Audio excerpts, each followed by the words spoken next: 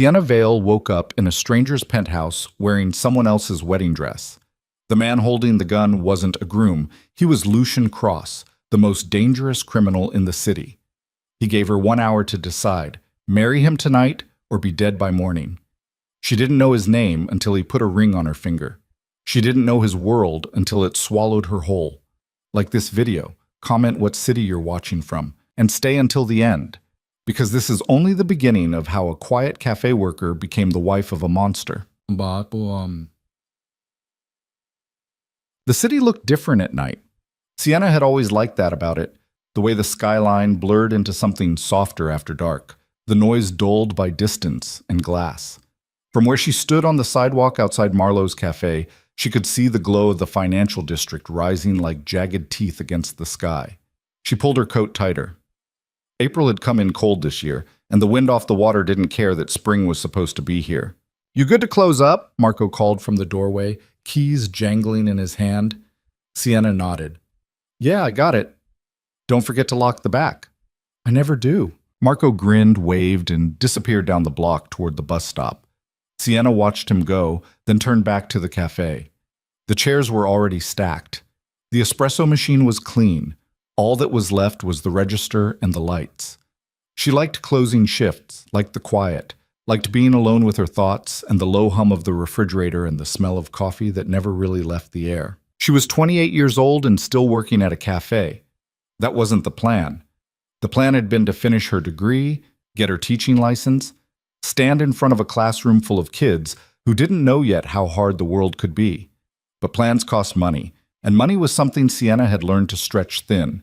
So she poured lattes and smiled at regulars and told herself it was temporary. Everything was temporary, if you were patient enough. She locked the front door and walked back toward the counter. The register drawer stuck a little when she pulled it open. She made a mental note to tell Marco. Again. He'd forget. Again. That was fine. She'd remind him next week. The cash went into the zippered bank bag. Tips went into the jar by the sink. She was writing the total in the log when she heard the knock. Sienna looked up. The front door was locked. The sign flipped to closed. But someone was standing outside, silhouetted against the streetlight. A woman. Tall, dark coat, hair pulled back tight. She knocked again, sharper this time. Sienna hesitated, then walked to the door. "We're closed," she called through the glass. The woman didn't move. "Please, I need help." Sienna frowned. The woman's voice was calm, not panicked.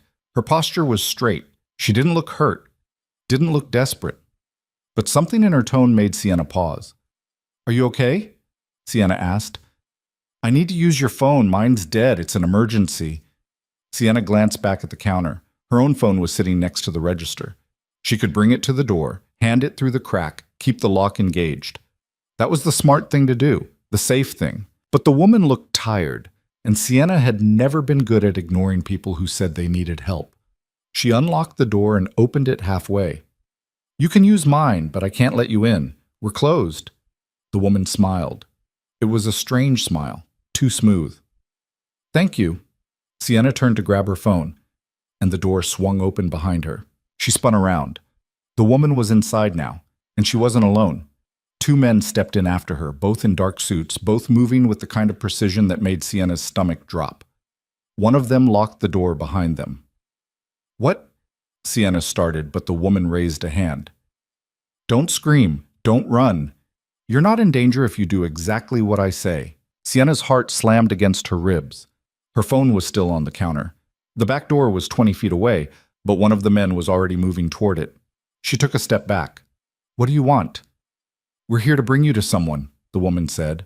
Her voice was still calm, still even. "You're going to come with us quietly. No one gets hurt, understand?" Sienna shook her head. "I don't know what this is, but you've got the wrong person." "We don't. I don't have money. This isn't about money." One of the men stepped closer. He was young, maybe 30, with a scar running through his left eyebrow. He didn't touch her, but he didn't have to. His presence was enough. "Please don't make this difficult," the woman said. "We have a car outside. You'll come with us now." Sienna's legs felt weak. Her hands were shaking. She had no idea who these people were or what they wanted, but she knew one thing. If she got into that car, she wasn't coming back. "I'm not going anywhere," she said. Her voice cracked. The woman sighed. "Then we'll carry you." The scarred man moved fast. Sienna tried to run, but he caught her arm and pulled her back. She screamed, kicked, clawed at his wrist, but he didn't even flinch. The second man grabbed her other arm, and together they hauled her toward the door. "Stop, please. Someone help." The woman opened the door. A black sedan was idling at the curb, windows tinted, engine purring. Sienna thrashed, but the men were too strong. They dragged her across the sidewalk and shoved her into the back seat. The woman slid in beside her. The door slammed shut. "Drive," the woman said. The car moved. Sienna pressed herself against the door, breathing hard, eyes wild. "Who are you? Where are you taking me?" "Somewhere safe." "Safe? You just kidnapped me." The woman didn't answer. She looked out the window, expression unreadable. Sienna's mind raced. She tried to think of an escape, a way out, something she could do. But the doors were locked, the men in the front seat were silent, and the city was blurring past the windows too fast for her to scream for help. They drove for 20 minutes. The streets got quieter. The buildings got taller. Sienna recognized the neighborhood. This was the financial district, where the money lived, where people like her didn't belong. The car pulled into an underground garage beneath a high-rise. The door opened, and the woman gestured for Sienna to get out. She didn't move. "You can walk or they'll carry you again," the woman said. "Your choice." Sienna got out. They led her to an elevator. The woman pressed a button marked PH Penthouse. The elevator rose smoothly, silently, and Sienna's stomach twisted with every floor they passed. When the doors finally opened, she stepped out into a hallway that smelled like leather and expensive cologne. The woman walked ahead. Sienna followed because she didn't know what else to do. At the end of the hall was a set of double doors.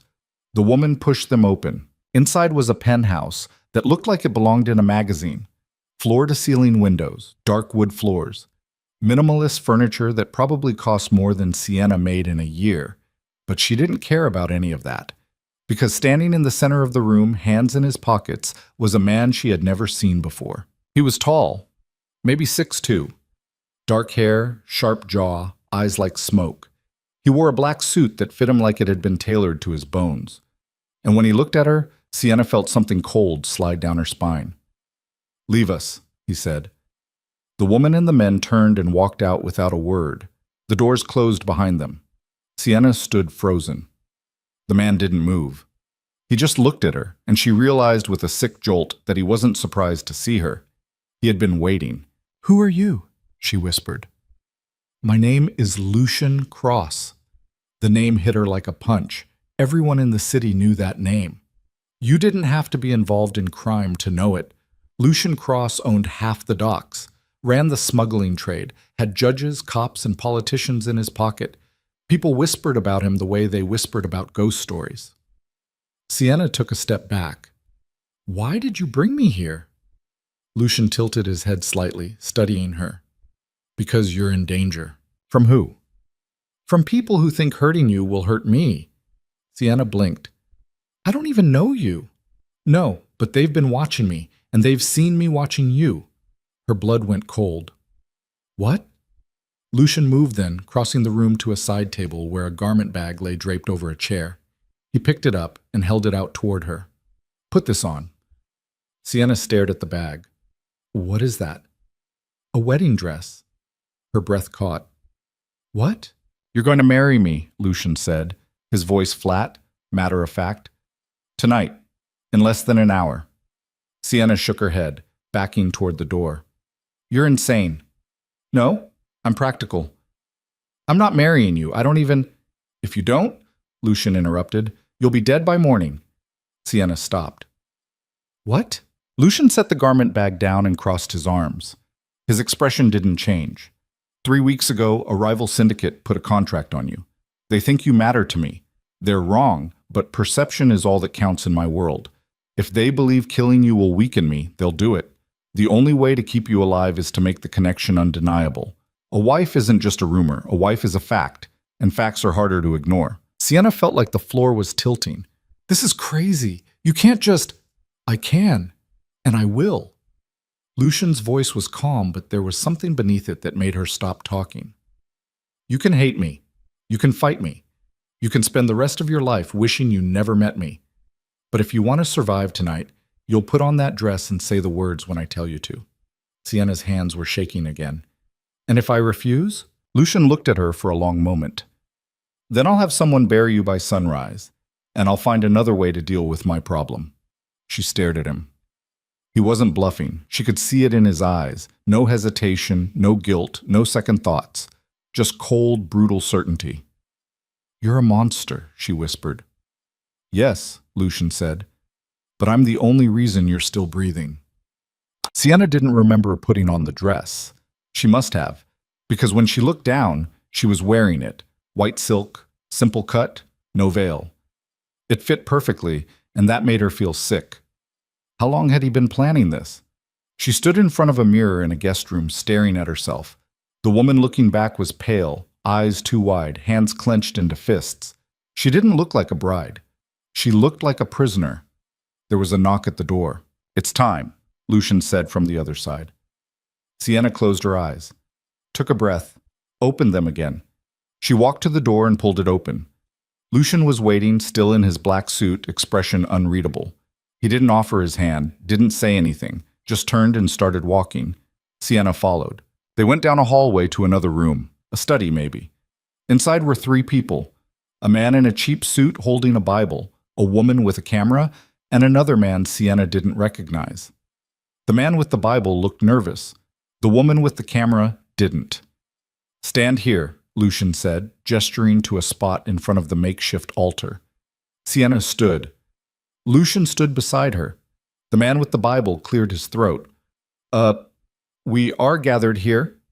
Skip it, Lucian said. Just the vows. The man swallowed. Right. Do you, Lucian Cross, take this woman to be your lawfully wedded wife? I do. And do you, Sienna Vale, take this man to be your lawfully wedded husband? Sienna didn't answer. She couldn't. The words were stuck in her throat, choking her. Lucian looked at her. Say it. Say it, Sienna. Her voice came out broken. I do. The man with the Bible exhaled. Then by the power vested in me, I now pronounce you husband and wife. Lucian pulled a ring from his pocket, simple, gold, elegant, and slid it onto Sienna's finger. She stared at it, numb. The woman with the camera snapped a picture. The flash made Sienna flinch. We're done, Lucian said. The man with the Bible practically ran out of the room. The woman with the camera followed. The third man stayed, watching from the corner. Sienna looked down at the ring. It felt heavy, foreign, wrong. What happens now? She asked quietly. Now you live here, Lucian said. You don't leave without my permission. You don't contact anyone from your old life. You do exactly what I tell you, when I tell you. Sienna's chest tightened. So I'm a prisoner. You're my wife. Those aren't the same thing. Lucian's jaw tightened. In my world, they are. Sienna turned to face him fully. You can't keep me here forever. I don't need forever, just long enough for the threat to pass. And how long is that? Lucian didn't answer. Sienna laughed bitterly. You don't even know. No, Lucian said. I don't. For the first time, Sienna saw something flicker in his expression, something that wasn't control or certainty. It was gone in a second, but she had seen it. Doubt. The penthouse had 6 bedrooms. Lucian showed her to one at the far end of the hall. It was bigger than her entire apartment. King-sized bed, walk-in closet, windows that looked out over the city. This is yours, he said. Don't try the windows. They don't open. Of course they don't, Sienna muttered. Lucian paused in the doorway. There are clothes in the closet, food in the kitchen. If you need anything, ask. What if I need to leave? You don't. What if I try anyway? Lucian's expression hardened. Don't. He left. The door didn't lock behind him, but it didn't matter. Sienna knew she wasn't going anywhere. She sat on the edge of the bed and stared at the ring on her finger. It caught the light from the windows, glinting like a tiny star. She tried to pull it off, but it wouldn't budge. Married. She was married to a man she didn't know. A man who had stolen her life in less than an hour. Sienna pulled her knees to her chest and pressed her face against them. She didn't cry. She was too angry to cry, too shocked, too exhausted. Outside the windows, the city glittered. Somewhere out there, people were living normal lives, going home to families, making plans, falling asleep in their own beds. Sienna wasn't one of them anymore. She didn't know how long she sat there. Hours, maybe. Eventually, she heard footsteps in the hallway. She looked up. Lucian stood in the doorway again, holding a glass of water. "You should drink something," he said. "I don't want it." He set the glass on the nightstand anyway. "You didn't eat dinner." "I'm not hungry." "You will be." Sienna glared at him. "Do you always talk like a robot, or is that just for me?" Lucian didn't react. "Get some sleep." "I can't sleep." "Try." He turned to leave again, but Sienna spoke before he could. "Why me?" Lucian stopped. "Why did they choose me?" Sienna asked. Her voice was rough. "You said they've been watching you, that they saw you watching me. But I don't know you. I've never even seen you before tonight. So why me?" Lucian was silent for a long moment. Then he said, "Because you smiled at me." Sienna blinked. "What?" "6 months ago, you were working at the cafe. I came in for coffee. You smiled at me." Sienna shook her head. "I smile at everyone. That's my job." "I know," Lucian said. "But most people don't smile at me. They look away. Or they're too afraid to meet my eyes. Or they want something from me. You didn't do any of that. You just smiled, like I was normal." Sienna stared at him. "So you ruined my life because I was polite to you?" "No," Lucian said. "I ruined your life because someone else noticed." He left before she could say anything else. Sienna didn't sleep that night. She lay in the dark, staring at the ceiling, listening to the city hum below. Every sound made her jump. Every shadow felt like a threat. When the sun finally started to rise, she got up and walked to the window. The skyline was turning gold. The streets below were empty. It should have been beautiful. It just felt like a cage. There was a soft knock at the door. "Come in," Sienna said, too tired to care. The door opened. It wasn't Lucian. It was the woman from last night, the one who had lured her out of the cafe. "Good morning, Mrs. Cross," the woman said. Sienna flinched at the name. "Don't call me that." The woman didn't react. "Mr. Cross asked me to bring you breakfast." She set a tray on the desk, coffee, toast, eggs, fruit. Sienna didn't touch it. "What's your name?" Sienna asked. "Vera." "Do you always kidnap people for him?" Vera's expression didn't change. "Only when necessary." "And you think this was necessary?" "I think you're still alive," Vera said. "That's all that matters." Sienna laughed bitterly. "Is that supposed to make me feel better?" "No, it's supposed to make you understand." Vera turned toward the door. "Eat. You'll need your strength." "For what?" Vera glanced back. "For surviving this." She left. Sienna stared at the tray. The coffee smelled good. She hated that it smelled good. She picked up the cup and took a sip. It was perfect. Of course it was. Neat. Lucian didn't come to see her that day. Or the next. Sienna stayed in her room, pacing, thinking, trying to figure out a way out. But every door was watched. Every window was sealed. And even if she got out of the penthouse, where would she go? Lucian had made it clear. The people who wanted her dead were still out there. On the third day, Vera brought her a phone. "Mr. Cross thought you might want this," she said. Sienna took it. "Can I call someone?" "No outgoing calls. But you can browse, read, watch something. He thought you'd go crazy without it." "How thoughtful," Sienna said flatly. Vera almost smiled. Almost. "He's trying." "Trying to do what? Keep me sane while he keeps me prisoner?" "Trying to keep you alive." Sienna looked down at the phone. It felt like a leash, a distraction, a way to make her forget she was trapped. But it was something. She unlocked it and opened the browser. Searched her own name. Nothing. Searched Lucian Cross. Hundreds of results.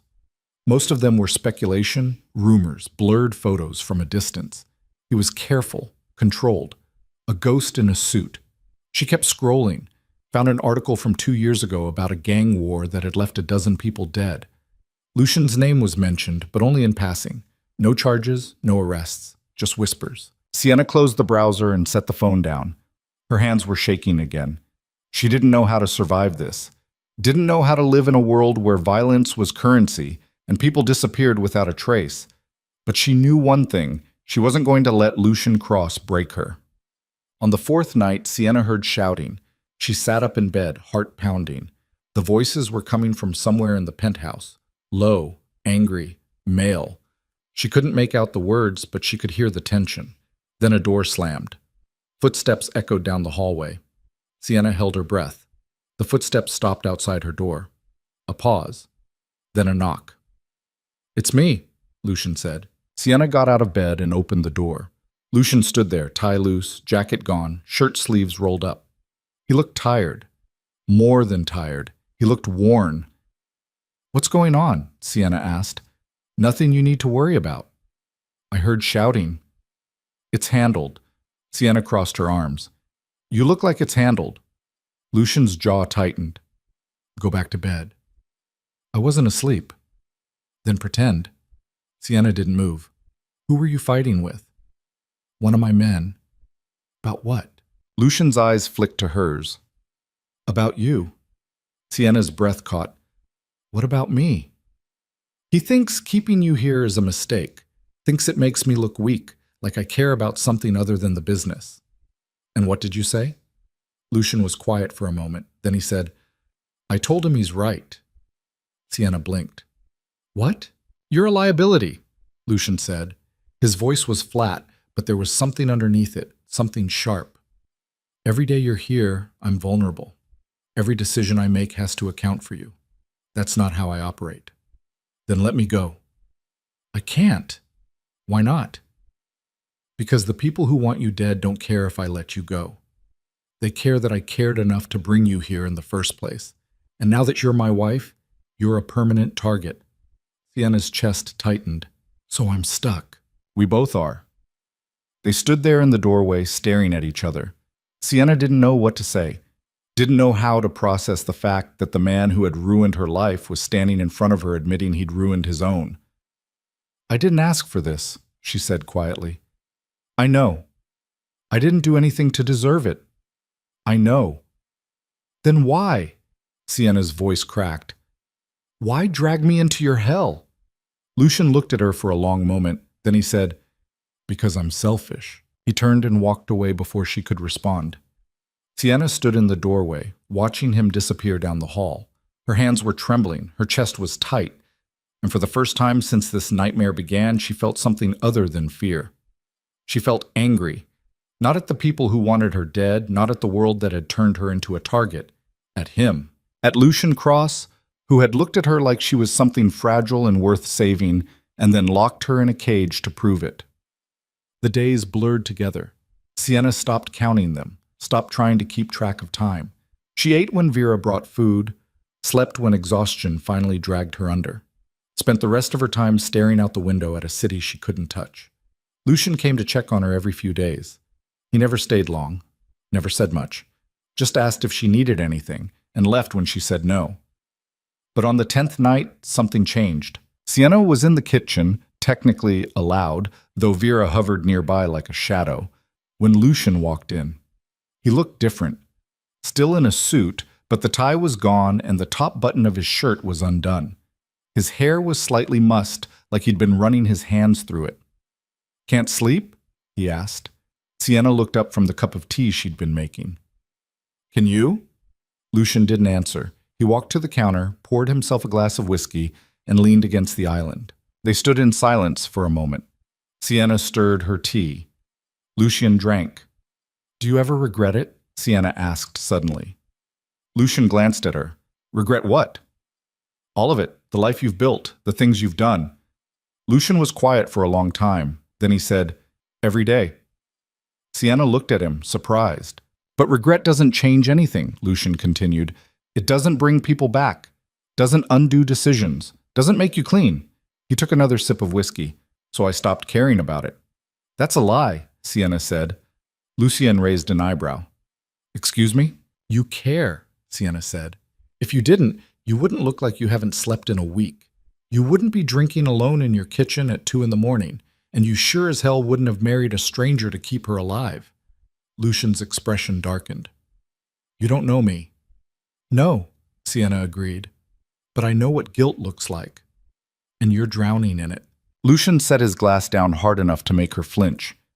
You think you have me figured out? You think because you've been here for 2 weeks, you understand who I am? I think you're not as cold as you pretend to be. Lucian laughed, but it was bitter. You're wrong. Am I? He stepped closer. Sienna didn't back away. I've killed people, Sienna, Lucian said, his voice low and dangerous. Not in self-defense. Not by accident. I've looked men in the eye and pulled the trigger because it was good for business. I've burned buildings, destroyed families, ruined lives, and I did it all without losing a single night of sleep. Sienna's heart was pounding, but she held his gaze. Then why are you losing sleep now? Lucian went still. Because of me? Sienna pressed. Because you dragged someone innocent into your world, and now you have to live with it? Stop talking. Or what? You'll lock me up? You already did that. You'll threaten me? I'm already threatened. What else do you have, Lucian? He was so close now she could see the tension in his jaw, the storm in his eyes. You want to know what I have? Lucian said quietly. I have power. I have control. I have an empire built on fear. And I have you, whether you like it or not. You don't have me, Sienna said. You have my body in your penthouse. But you don't have me. For a moment, neither of them moved. The air between them was electric, charged with something Sienna didn't have a name for. Then Lucian stepped back. Go to bed, he said, his voice rough. Sienna didn't argue. She set down her tea and walked past him, heart racing, hands shaking. But as she reached the doorway, she stopped and looked back. Lucian was still standing by the counter, staring at the glass of whiskey like it held answers he didn't want to hear. You're not as bad as you think you are, Sienna said quietly. Lucian didn't look at her. Yes, I am. Sienna left him there. Something shifted after that night. Lucian didn't avoid her as much. He started eating dinner in the penthouse instead of disappearing to wherever he went during the day. He didn't talk much, but he was there, present. Sienna didn't trust him, but she also couldn't ignore the small, stupid part of her that was relieved not to be alone. One evening, Vera brought a stack of books to Sienna's room. Mr. Cross thought you might want these, she said. Sienna looked at the titles. Classic novels. Poetry. A few memoirs. Things she had mentioned liking once, months ago, in a conversation she'd forgotten. How did he know? Sienna asked. Vera almost smiled. He pays attention. To what? Random customers at a cafe? To you. Sienna stared at the books. She didn't know how to feel about that. Didn't know if it was sweet or creepy or both. But she kept the books. The first real conversation they had happened 3 weeks in. Sienna was reading in the living room when Lucian came home. He looked different, no jacket, sleeves rolled up, a faint bruise on his jaw. He didn't say anything, just poured himself a drink and sat down across from her. Sienna lowered her book. What happened to your face? Business. That's not an answer. Lucian sighed. A disagreement. Did you win? I'm still here. Sienna set the book aside. Does it hurt? Not really. She studied him for a moment. You should put ice on it. I'm fine. You're stubborn. Lucian almost smiled. Almost. So are you. Sienna didn't deny it. She got up, walked to the kitchen, and came back with a bag of frozen peas wrapped in a towel. She held it out to him. Lucian stared at it. I don't need that. Take it anyway. He hesitated, then took it, pressed it against his jaw, winced slightly. See? Sienna said. It does hurt. You're annoying. You kidnapped me. I think I've earned the right to be annoying. Lucian looked at her, and for the first time, something like amusement flickered in his eyes. Fair enough. They sat in silence for a while. Sienna picked up her book again, but she wasn't really reading. She was watching him out of the corner of her eye, trying to figure out what the hell she was doing. This man had stolen her life, forced her into a marriage she didn't want, locked her in a penthouse like a bird in a cage. But he'd also kept her alive, brought her books, sat with her in silence because he knew she was lonely. Sienna didn't know what to do with that, didn't know how to reconcile the monster and the man. So she didn't try, she just kept reading, and Lucian kept sitting there, holding the frozen peas, pretending his jaw didn't hurt. For now, that was enough. The silence between them stretched until Lucian finally set down the frozen peas and stood. He didn't say goodnight, just walked toward his office and closed the door behind him. Sienna listened to the lock click into place and wondered if he was hiding from her or from himself. The next morning, she woke to voices in the hallway. Not shouting this time, but low and urgent. She pulled on a sweater and cracked open her door. Lucian was standing near the elevator with two men she'd never seen before. One was older, gray at the temples, wearing a suit that looked military sharp. The other was younger, lean and wiry, with ink crawling up his neck. "We can't wait another week," the older man was saying. "They're moving shipments through the East Dock now. If we don't respond—" "I said I'll handle it," Lucian interrupted. His voice was cold, final. "With respect, you've been saying that for 3 weeks." The older man's eyes flicked toward Sienna's door. "Ever since—" "Careful, Marcus." Marcus went quiet. The younger man shifted uncomfortably. Lucian's jaw tightened. "I'll be at the warehouse tonight. Tell Chen to have the numbers ready. And if Constantine makes a move while you're distracted, then you deal with it." Marcus looked like he wanted to argue, but he didn't. He nodded once, sharp, and left with the younger man. Lucien stood there for a moment, staring at nothing. Then he turned and saw Sienna watching. "You should be asleep," he said. "You should stop lying to your people." Lucian's expression didn't change. "Excuse me?" Sienna stepped into the hallway. "They think I'm making you weak, and you're letting them think it because you don't want to admit they're right." "You don't know what you're talking about." "Don't I?" Sienna crossed her arms. "You just told that man to handle a threat you'd normally take care of yourself. You're dodging decisions, staying here more than you should, all because you're trying to keep me safe and run your empire at the same time, and you're failing at both." Lucian took a step toward her. "You think you understand my world after a month? You think you can stand there and lecture me about how to run my business?" "I think you're scared," Sienna said quietly. "And I think that's new for you." Lucian went very still. For a second, Sienna thought she'd pushed too far, thought he might actually lose his temper. But instead, he just looked at her with something raw and unguarded in his eyes. "You're right," he said. "I am scared." Sienna blinked. She hadn't expected honesty. "I've spent 15 years building this empire," Lucian continued. "I've made decisions that would destroy most men. I've survived things that should have killed me, and I've never once been afraid of losing." He paused. "Until now. Because of me. Because I finally have something to lose." The words hung between them like a confession. Sienna didn't know what to say, didn't know how to process the fact that this man, this criminal, this stranger, was standing in front of her admitting she mattered. "I didn't ask to be your weakness," she said finally. "I know. And I don't want to be the reason you get yourself killed." Lucian almost smiled. "Then we're even, because I don't want to be the reason you get yourself killed either." Sienna looked at him for a long moment, saw the exhaustion in his face, the weight he was carrying, the cracks starting to show. "You can't do this alone," she said. "I've been doing it alone for years. And look where that got you. Married to a woman you barely know, fighting a war on 2 fronts, losing the trust of your own men." Lucian's expression hardened. "What do you want me to do, Sienna? Ask for help? Show vulnerability? That's not how this works. The second they think I'm weak—" "They already think you're weak," Sienna interrupted. "They just said it. You're not protecting yourself by pretending everything's fine. You're just making it worse." Lucian was quiet for a long time. Then he turned and walked toward the windows.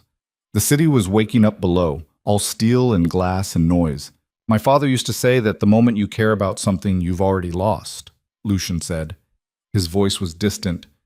"Because caring makes you hesitate, makes you second guess, makes you vulnerable. And in this world, vulnerable men don't survive." "Your father sounds like he was miserable," Lucian laughed, but there was no humor in it. "He was. And then he was dead." Sienna walked over to stand beside him. "Is that what you're afraid of? Ending up like him?" "No." Lucian looked at her. I'm afraid of ending up worse. They stood there in silence, watching the city move below them. Sienna didn't know what to say, didn't know how to comfort someone who'd built his entire life on not needing comfort.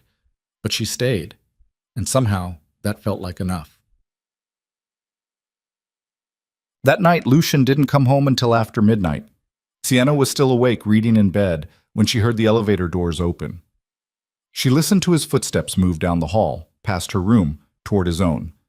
Then they stopped. A soft knock. Sienna set down her book. "Come in."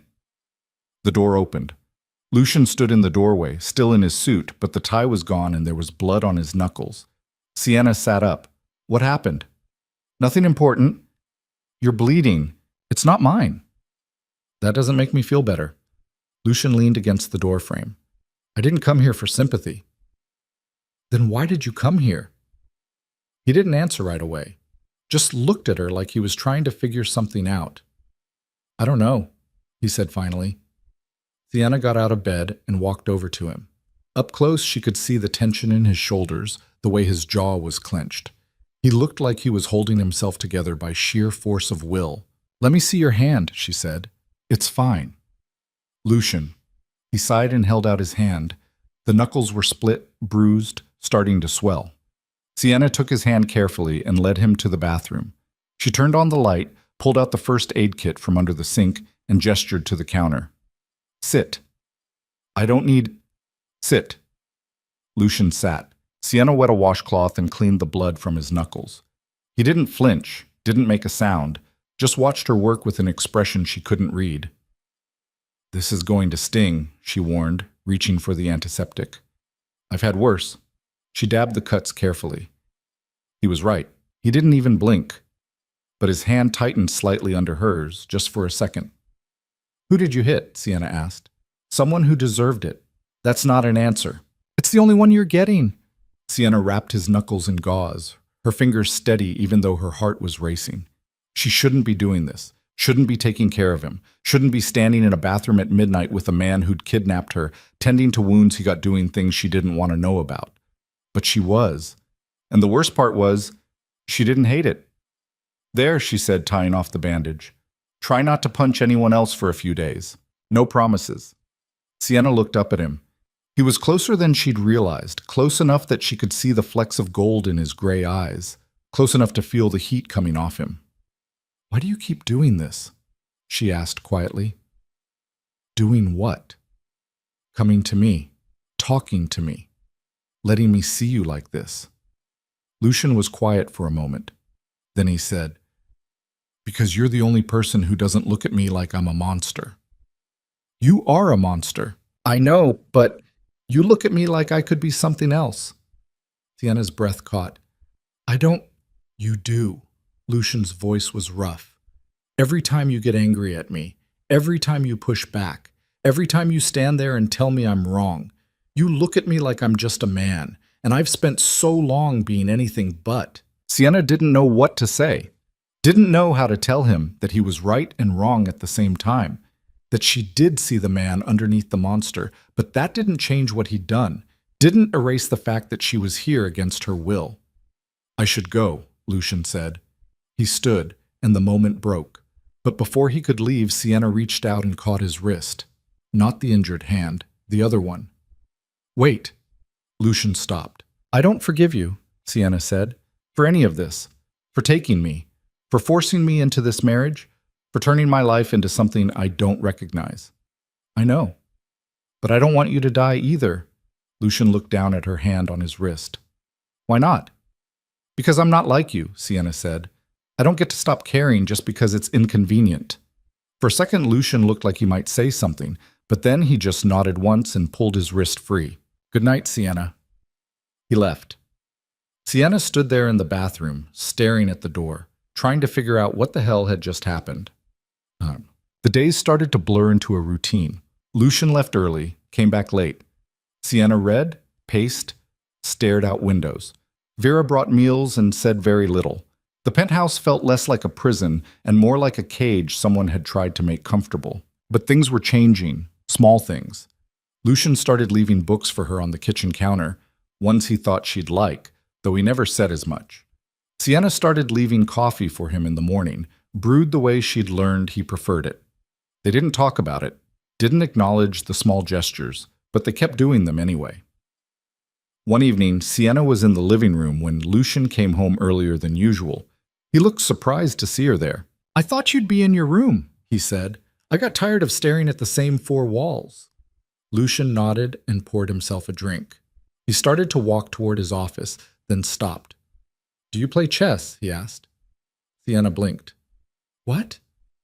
"Chess. Do you know how to play?" "Yeah, why?"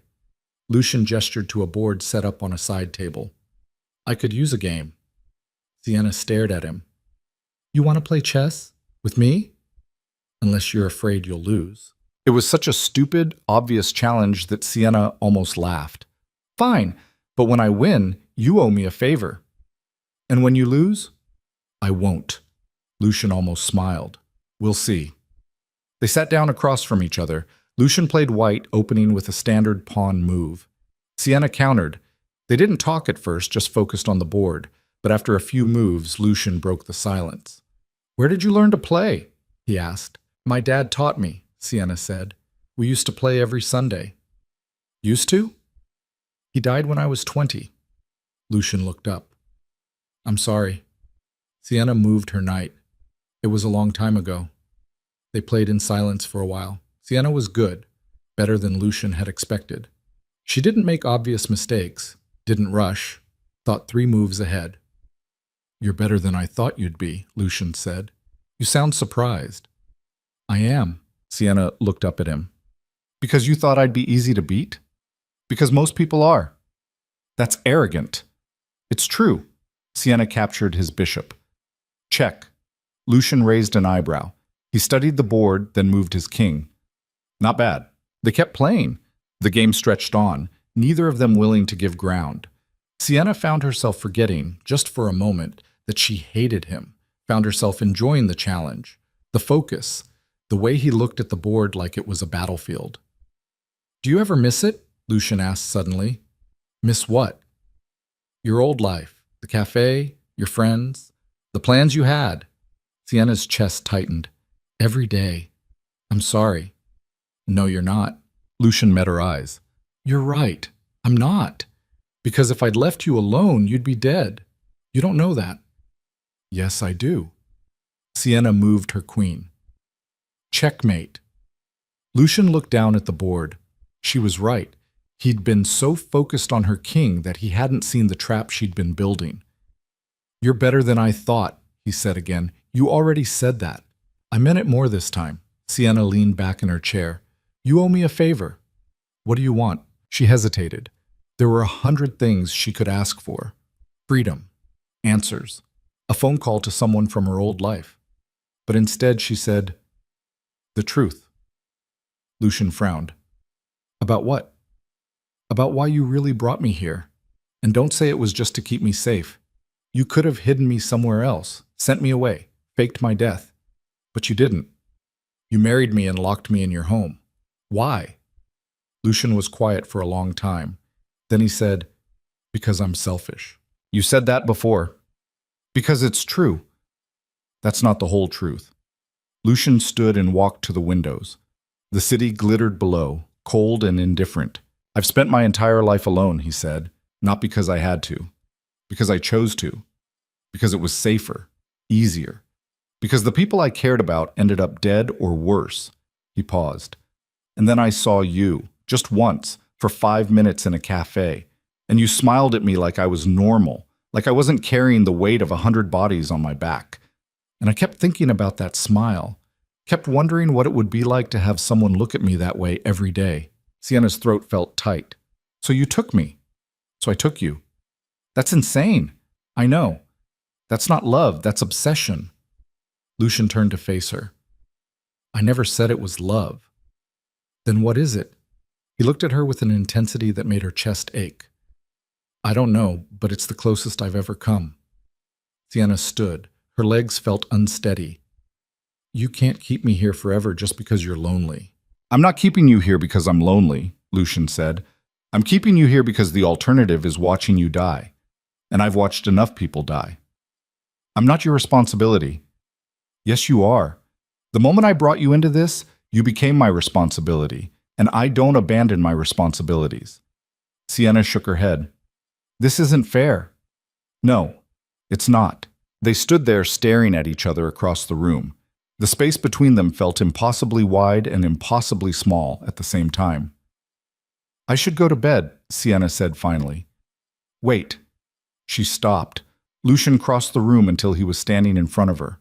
Up close, she could see the exhaustion in his face, the cracks in his armor. I know this isn't what you wanted, he said quietly. I know I took something from you that I can never give back, but I need you to understand. I didn't do this to hurt you. I did it because losing you would have hurt more. Sienna's breath caught. You don't even know me. I know enough. You know a version of me that doesn't exist.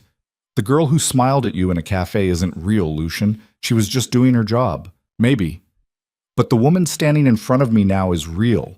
And she's stronger than I ever expected, braver, sharper.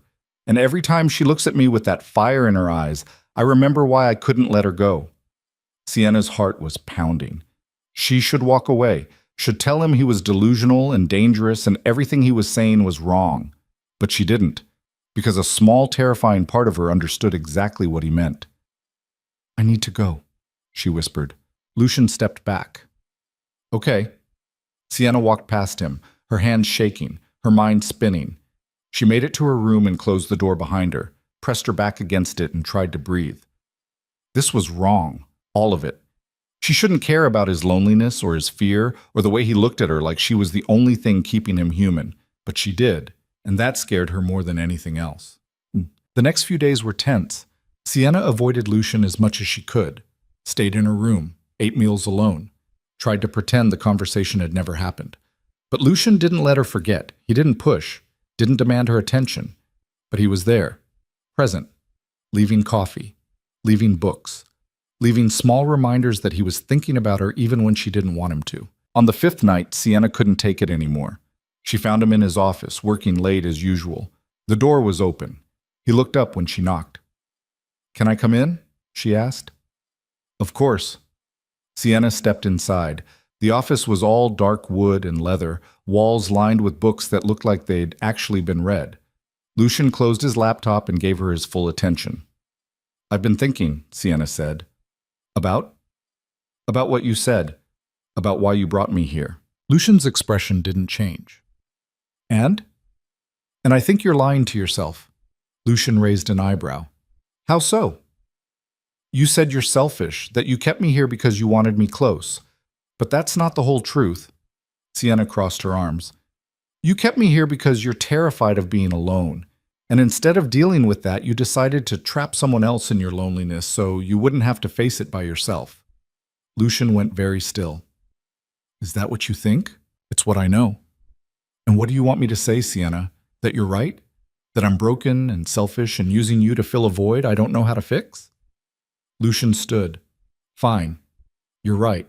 I am all of those things. But that doesn't change the fact that you're safer here than anywhere else. Safe, Sienna repeated. I'm safe in a cage.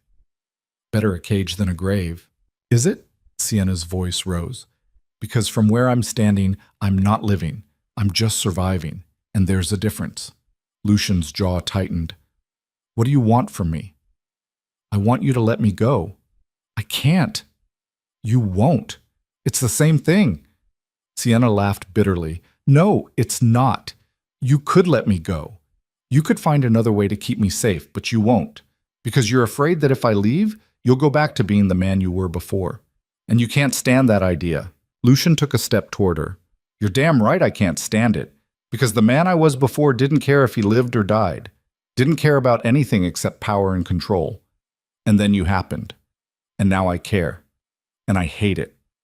I hate that you've made me weak. I hate that I think about you every second of the day. I hate that I can't sleep because I'm afraid something will happen to you while I'm not watching. He was close now, close enough that Sienna could feel the heat radiating off him. But I'm not letting you go, Lucian continued, his voice low and fierce, because losing you would break something in me that I don't know how to fix. And I'd rather be selfish and keep you here than spend the rest of my life wondering if I could have saved you. Sienna's chest was tight. Her heart was pounding so hard it hurt. You can't save me by keeping me prisoner. Then what do you want me to do? Trust me, Sienna said. Stop treating me like I'm made of glass. Stop making decisions for me. If you really care about me, if this is more than just you trying to fill a void, then treat me like a person, not a possession. Lucian stared at her. And if I do that? If I give you more freedom, more choices, what happens when you choose to leave? I don't know, Sienna said honestly, but at least it would be my choice. They stood there inches apart, the air between them crackling with something neither of them wanted to name. I'll think about it, Lucian said finally. That's all I'm asking. Sienna turned to leave, but Lucian caught her wrist, gently, not like he was holding her back, like he was asking her to stay. For what it's worth, he said quietly, I am sorry. For all of this. Sienna looked down at his hand on her wrist. I know. She pulled free and walked out. Lucian stood alone in his office, staring at the empty doorway, wondering how someone he barely knew had managed to tear down walls he'd spent 15 years building. The change was small at first. Lucian started asking her opinion on things.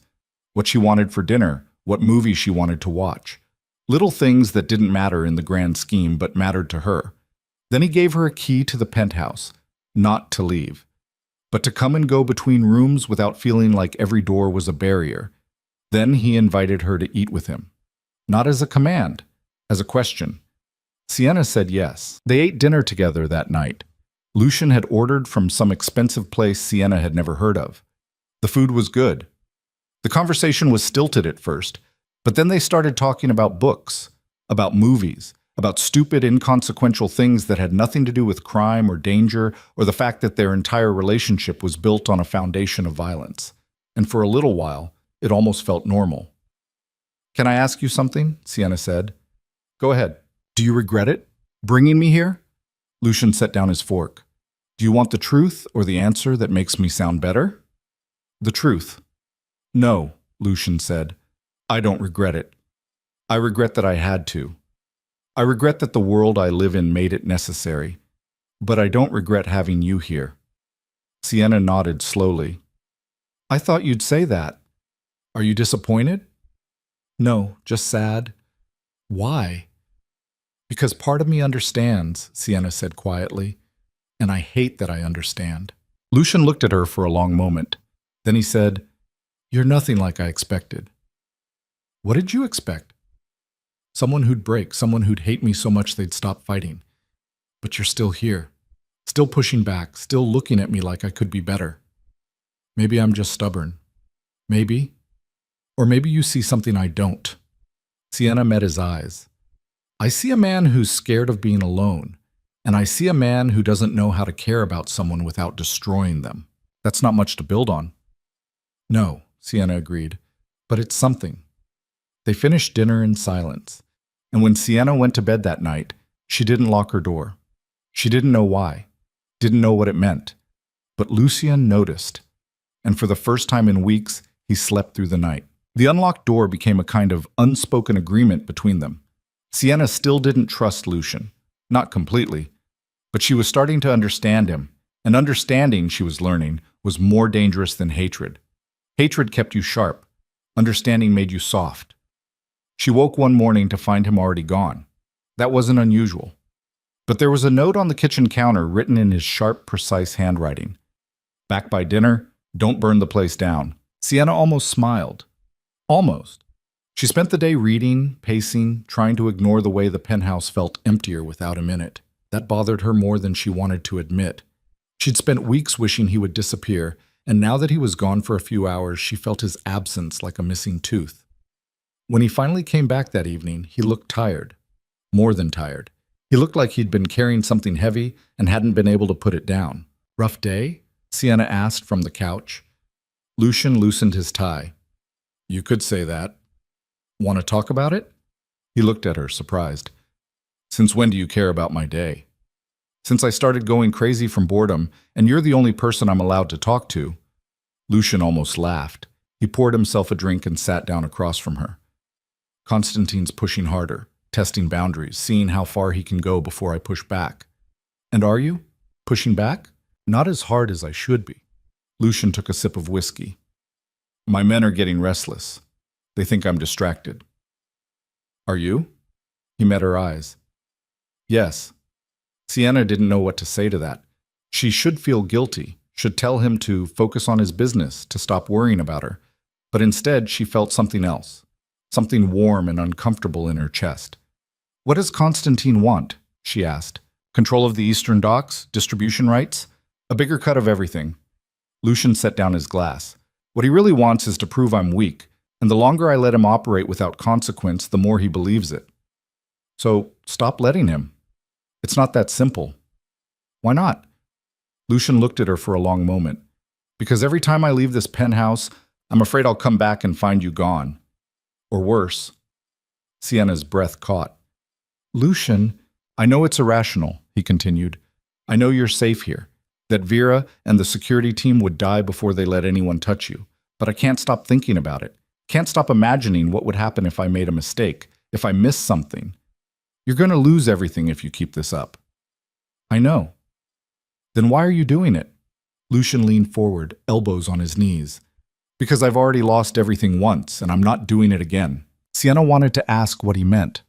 Wanted to know what had happened to make him this way. But before she could, his phone rang. Lucian glanced at the screen. His expression darkened. I have to take this. He walked into his office and closed the door.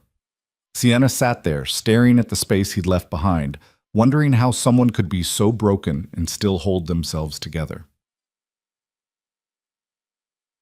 Things shifted after that conversation. Lucian started bringing her into his world, not the violent parts, but the business side.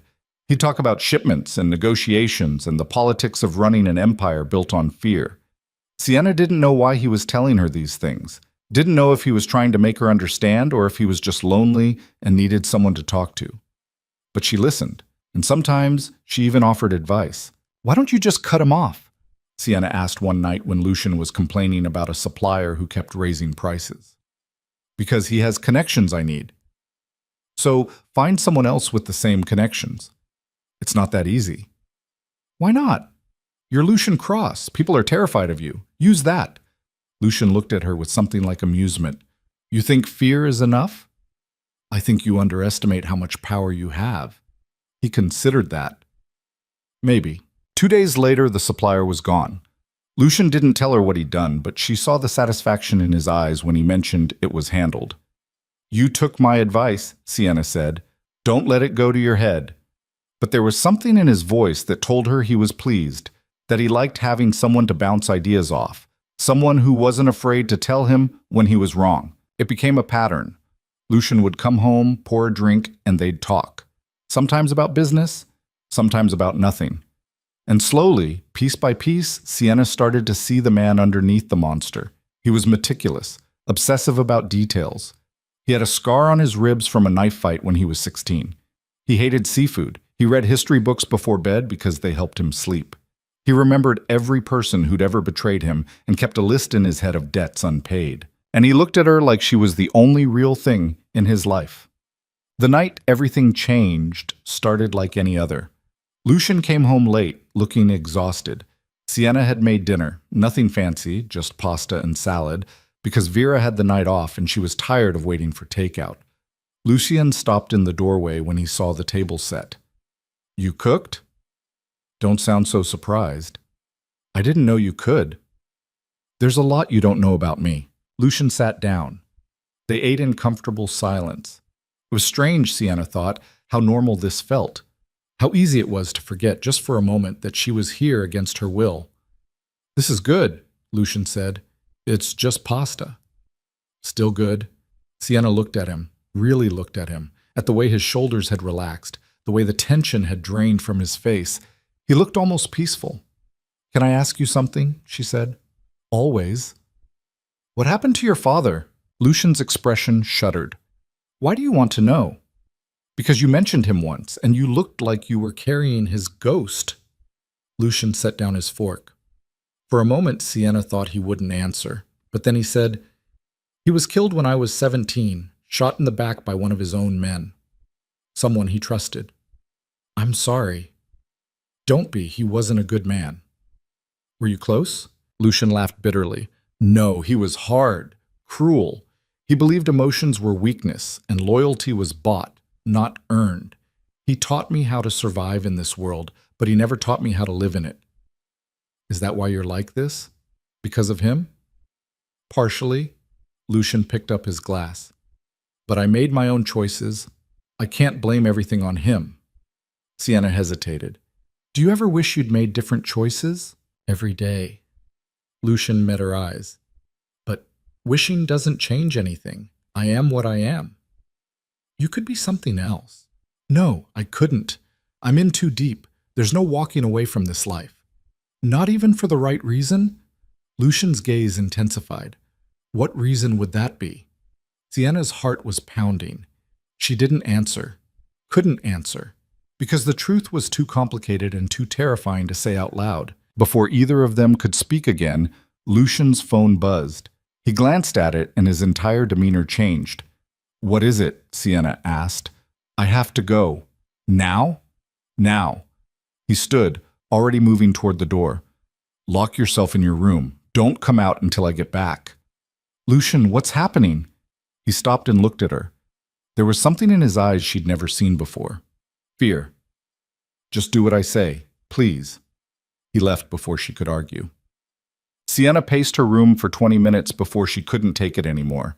She opened the door and walked into the hallway. The penthouse was quiet. Too quiet.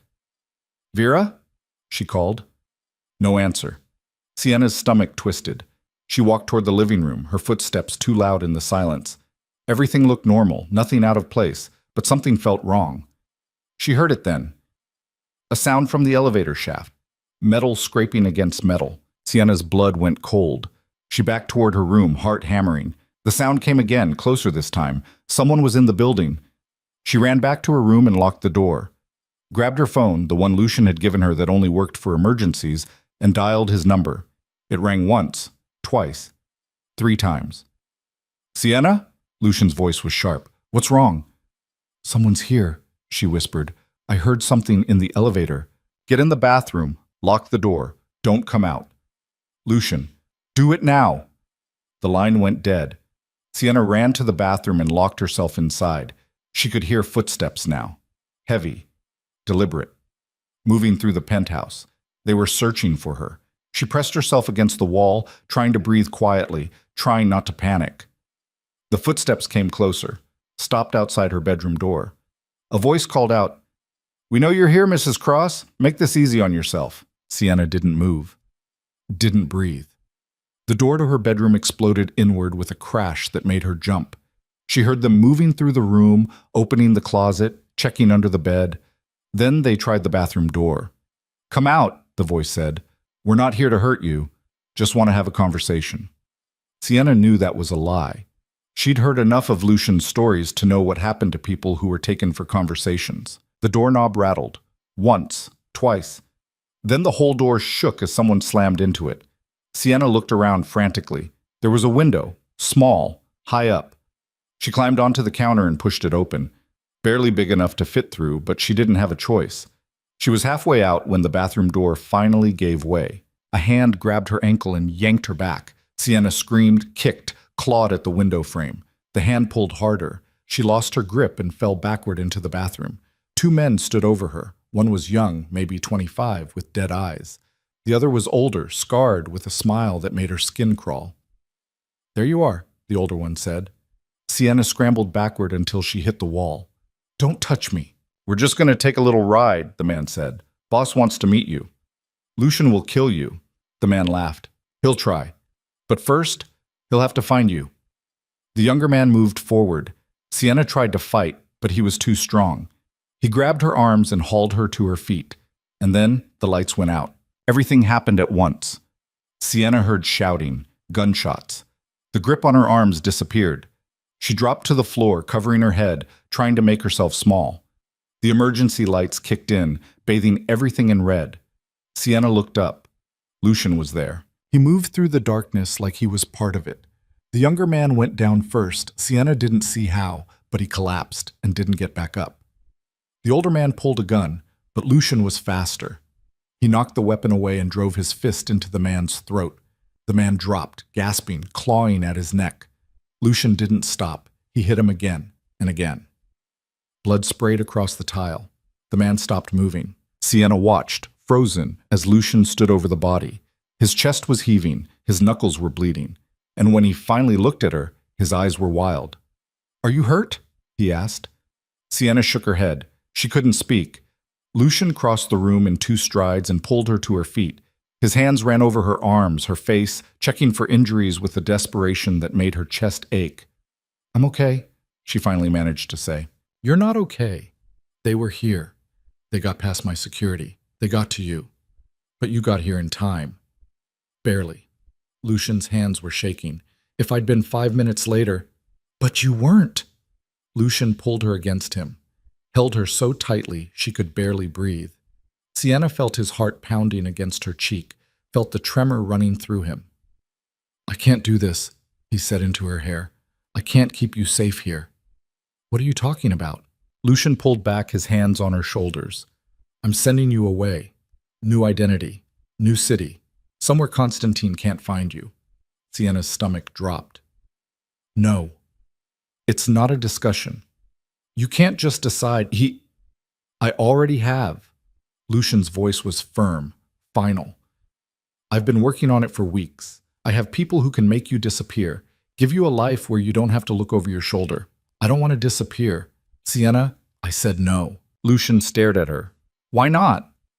And there it was, the question she'd been avoiding, the truth she didn't want to face. "Because I don't want to leave you," Sienna said quietly. Lucian went very still. "What?" "I don't want to leave you," she repeated. Her voice was stronger this time. "I know this is insane. I know I should hate you. I know I should want nothing more than to get as far away from you as possible. But I don't." "Sienna, you're not thinking clearly. You're in shock." "I'm not in shock. I'm finally being honest." She took a step toward him. "You said you're selfish. That you kept me here because you couldn't let me go. Well, maybe I'm selfish too. Because the thought of leaving, of never seeing you again, it terrifies me more than staying does." Lucian's expression was raw, vulnerable. "You don't know what you're saying." "Yes, I do. For the first time in 2 months, I know exactly what I'm saying. I'm a monster, Sienna. I've done things that would make you sick. I've hurt people, killed people. I'm not someone you should care about." "I know." Sienna reached up and touched his face. His skin was warm under her palm. "But I do care. I care that you read history books before bed. I care that you remember how I take my coffee. I care that you look at me like I'm the only good thing in your life. And I care that you're standing here covered in blood because you were terrified of losing me." Lucian's hand came up to cover hers. "This won't end well." "Maybe not. But I'm tired of running from things that scare me." "I scare you? Terrify me? Then why stay?" Sienna met his eyes. "Because you're the first person who's ever looked at me and seen something worth protecting, even if your methods are completely insane." Lucian let out a shaky breath. "You're going to regret this." "Probably. I'm not going to be easy to love. I'm not asking you to be." And then, before either of them could think better of it, Lucian kissed her. It wasn't gentle. It wasn't sweet. It was desperate and fierce and full of everything they'd been holding back for weeks. Sienna kissed him back just as hard, her hands fisting in his shirt, pulling him closer. When they finally broke apart, they were both breathing hard. "I love you," Lucian said. The words came out rough, like they'd been torn from somewhere deep inside him. "I've loved you since the moment I saw you, and I'm sorry for all of it." Sienna's chest felt too full. "I love you too. And I'm probably insane for it. Definitely insane." She laughed. Actually laughed. And Lucian smiled, really smiled, for the first time since she'd known him. But the moment didn't last. Lucian's phone rang. He answered it, his expression darkening as he listened. "Understood," he said. "I'm on my way." He hung up and looked at Sienna. "I have to go. Constantine sent those men as a message. I need to send one back. Be careful. Always." He kissed her forehead.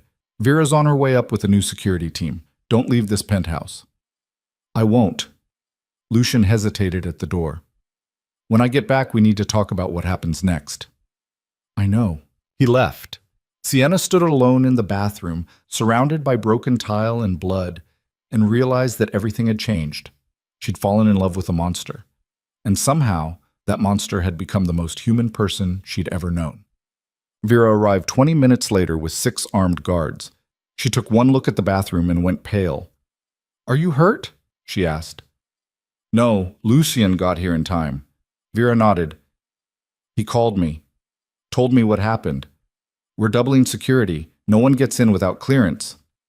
Where did he go? To handle Constantine. Sienna's stomach twisted.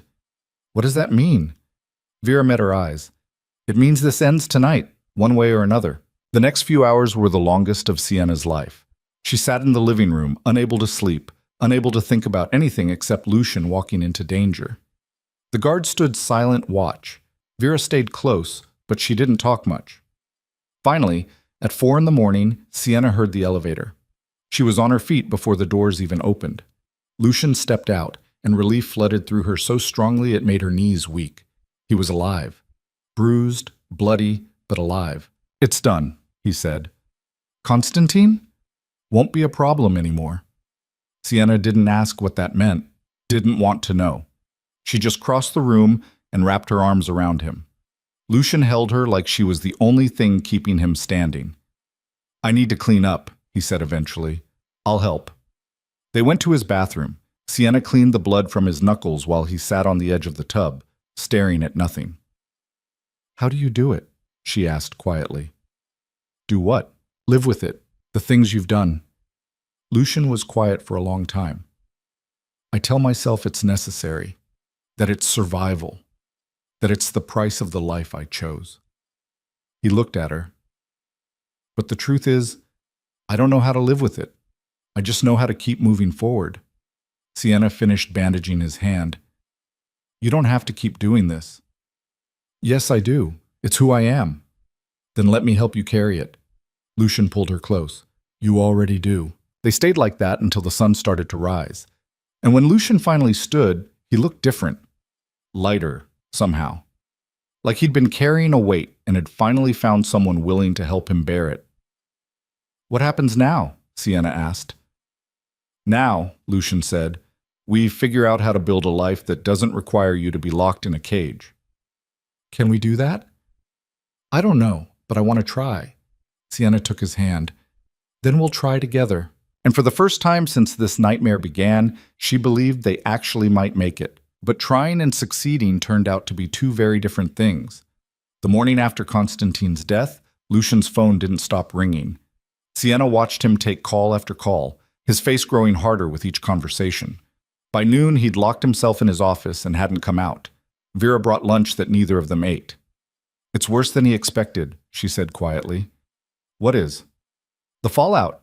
Constantine had more allies than we knew about. They're not happy. Sienna's chest tightened. What does that mean? It means this isn't over. When Lucian finally emerged that evening, he looked like he hadn't slept in days.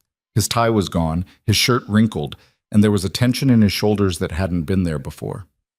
We need to talk, he said. Sienna set down the book she'd been pretending to read. Okay. Lucian sat down across from her, elbows on his knees, hands clasped. Constantine's second-in-command is calling for retaliation. He's rallied half the Eastern families. They're saying I've gotten weak, that I broke protocol by making it personal. You killed him because he tried to kill me. That's not personal, that's survival. In their eyes, it's the same thing. Lucian ran a hand through his hair. They think you're my weakness, and they're planning to use that. Sienna's stomach dropped. So what do we do? I send you away. Tonight. I have a place set up in Montana. Small town. New name. New life. You'll be safe there. We already talked about this. I'm not leaving.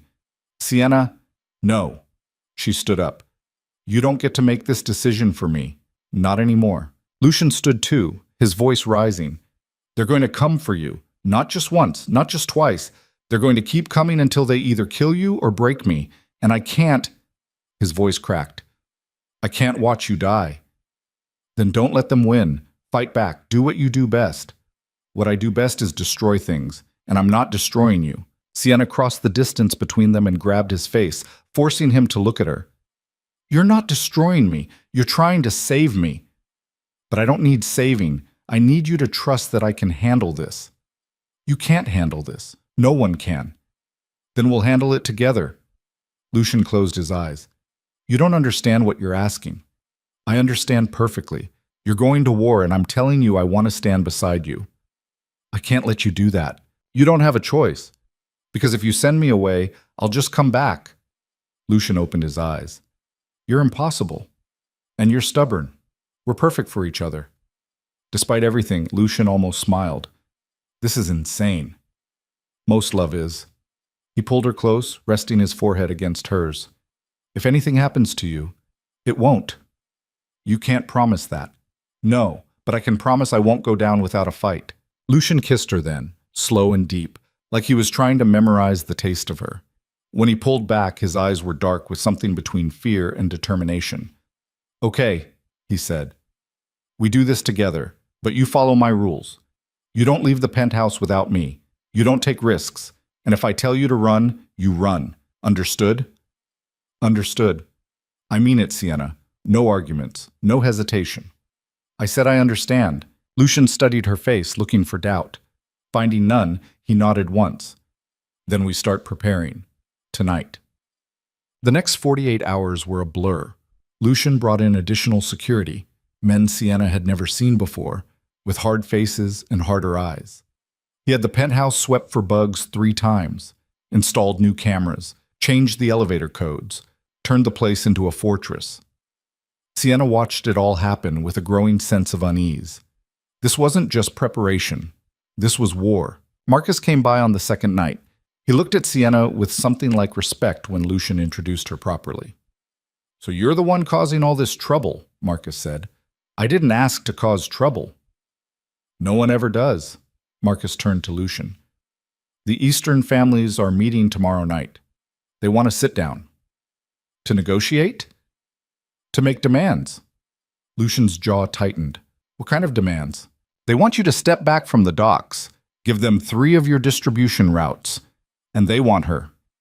Marcus nodded toward Sienna. They want proof she doesn't matter, that you'll choose business over sentiment. Sienna felt the blood drain from her face. Lucian's expression went cold. Tell them no, he said. Lucian, tell them if they want a war, they'll get one. But they don't touch her, ever. Marcus hesitated. That's going to cost you allies. Then I'll make new ones. You're choosing her over the Empire. I'm choosing what's mine. She's mine. And no one takes what's mine. Marcus looked between them, then sighed. You're going to get us all killed. Probably, but at least we'll die on our feet. After Marcus left, Sienna turned to Lucian.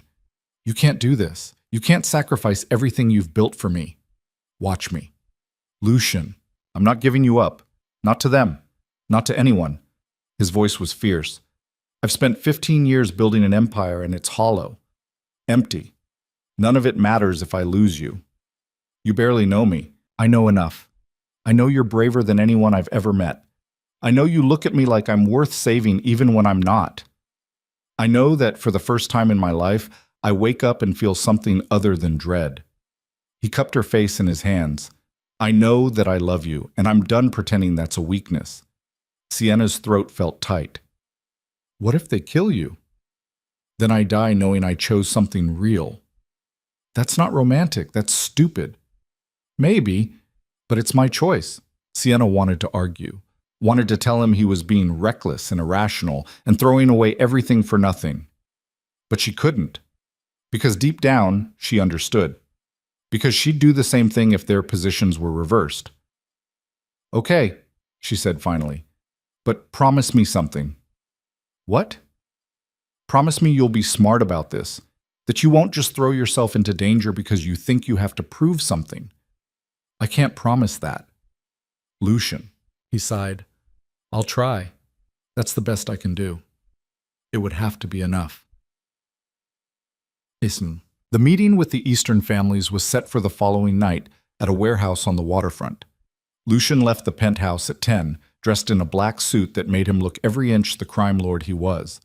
Sienna wanted to go with him, but he'd refused. "This is business," he'd said, "and business gets ugly." "Then let me see ugly." No. She'd argued, but he'd been immovable. So she waited, paced the living room, watched the clock, tried not to imagine all the ways this could go wrong. Vera sat with her, silent and watchful. The guards positioned themselves at every entrance. The penthouse felt like a tomb. At midnight, Lucian's phone buzzed with a text. Vera checked it and stood abruptly. "What?" Sienna asked. "The meeting's over. He's on his way back." "Is he okay?" Vera didn't answer right away. Then she said, "He's alive." That wasn't the reassurance Sienna had been hoping for. When the elevator doors finally opened, Lucian stepped out alone. His knuckles were bruised, there was blood on his collar, and his eyes were cold in a way that made Sienna's stomach twist. "What happened?" she asked. "They made their position clear. I made mine clearer." "Lucian, not now." He walked past her toward his office. "I need to think." Sienna followed him. "Don't shut me out." "I'm not shutting you out. I'm trying to figure out how to keep you alive." "By yourself? That's not how this works." Lucian spun around. "What do you want from me, Sienna? You want me to tell you that the meeting was a disaster? That half the families are calling for my head? That the other half are waiting to see if I'm strong enough to survive this?" His voice rose. "You want me to admit that I walked into that room and realized I've made enemies of people who used to be allies, all because I can't let you go?" "Yes. I want you to admit it, because pretending you're fine isn't helping anyone." Lucian stared at her. Then he sank into his chair and put his head in his hands. "I don't know how to fix this." Sienna crossed the room and knelt in front of him. "Then don't fix it alone. You can't help with this." "Why not?" "Because you're what they want. And the only way to end this is to give them what they want or destroy them completely." "Then destroy them." Lucian looked up. "You don't know what you're asking." "I know exactly what I'm asking. You said you loved me. You said you'd choose me over the Empire. So choose. Stop trying to have both. Pick a side and fight for it. If I go to war with the Eastern families, people will die. Innocent people. People who have nothing to do with this. And if you don't go to war, I'll die. Is that better?" Lucian's expression twisted. "No." "Then make the choice." He was quiet for a long time. Then he said, "I need to call in favors. Old alliances. People who owe me." "Then do it. It's going to be bloody. I know. And there's no guarantee we'll win. I know that too." Lucian pulled her up and into his lap, holding her like she might disappear. "You're going to regret this." "Probably. But I'd rather regret fighting than regret running." He kissed her forehead. "I don't deserve you." "No. But you're stuck with me anyway." Tab. The next week was chaos. Lucian worked 18-hour days, meeting with allies, calling in debts, building a coalition. Sienna watched him burn himself out trying to hold everything together. She tried to help, but there was only so much she could do from inside the penthouse. On the 8th day, Marcus came back with news. "We have commitments from the southern families," he said, "and the West Coast is staying neutral, which is better than we expected." "What about the North?" Lucian asked, still deciding. They want to see how this plays out before they pick a side. "Cowards." "Smart. They don't want to back the losing horse." Lucian's jaw tightened. "Then we make sure they see us winning." Marcus nodded. "There's something else. One of Constantine's old lieutenants wants to meet. Says he has information." "It's a trap." "Maybe. But if it's not, he could give us an advantage." Lucian considered this. "Set it up. But I choose the location, and I go armed." "Understood." After Marcus left, Sienna turned to Lucian. "You think he's telling the truth? The lieutenant?" "No, but I think he wants something, and I need to know what." "Let me come with you." "Absolutely not." "Lucian?" "Sienna, no. This is exactly the kind of situation where you being there would be a liability. Or it could be an asset. If he sees I'm not some helpless victim, it might change his calculation." Lucian shook his head. "You're not coming. You're being overprotective. And you're being reckless." They stared at each other. Finally, Sienna sighed. "Fine, but you take extra security." "I always do." The meeting was scheduled for 2 days later. Lucian left the penthouse at dawn, fully armed, with 6 men. Sienna watched him go and tried not to think about all the ways this could end badly. Hours passed. Vera brought her lunch. Sienna couldn't eat. She paced, checked her phone, paced some more. At 3 in the afternoon, Vera's phone rang. She answered it, listened, and her face went white. "What?" Sienna demanded. Vera hung up. "There was an ambush. Lucian's men are down. He's—" She stopped. Sienna's world tilted. "He's what?" "Missing." The word hit her like a fist to the chest. "What do you mean, missing?" The lieutenant set him up. There were 20 men waiting. Lucian's team fought back, but they were outnumbered. By the time reinforcements arrived, Lucian was gone. Sienna couldn't breathe, couldn't think. "Where is he?" "We don't know. They took him." "Then find him." "We're trying. Try harder." Sienna's voice was shaking. "You find him, now." Vera nodded and started making calls. Sienna stood in the middle of the living room, feeling like the floor had dropped out from under her. Lucian was gone, taken, probably being tortured, possibly already dead. And it was her fault. If she hadn't insisted on staying, if she'd just left when he'd asked her to, if she hadn't made him choose between her and his empire. "Stop," Vera said sharply. Sienna looked up. "What?" "I can see what you're thinking. This isn't your fault." "Yes, it is. He's in danger because of me. He's in danger because he made a choice, because he decided you were worth fighting for. Don't insult that by blaming yourself." Sienna's hands were shaking. "What if they kill him?" "They won't. Not yet. He's worth more alive." "How do you know?" "Because I know these people. They'll use him as leverage, try to force concessions, but they won't kill him, not until they get what they want." "And what do they want?" Vera met her eyes. "You." Sienna's chest went cold. "Then give me to them." "What?" "You heard me. Set up a trade. Me for Lucian." "Absolutely not. He'd kill me himself if I even suggested it." "He's not here to stop you, which is exactly why I'm not doing it. He left orders. If anything happened to him, you stay hidden. You stay safe." "I don't care about his orders. I care about getting him back." Vera stepped closer. "Listen to me. If you trade yourself for him, you'll both die. They'll kill you in front of him to break him, then they'll kill him anyway. That's how this works." Sienna wanted to scream, wanted to break something, wanted to do anything except stand here feeling helpless. "Then what do we do?" she asked. "We wait. We gather information, and we find him before they expect us to." "And if we can't?" Vera's expression hardened. "Then we burn their world down until they give him back."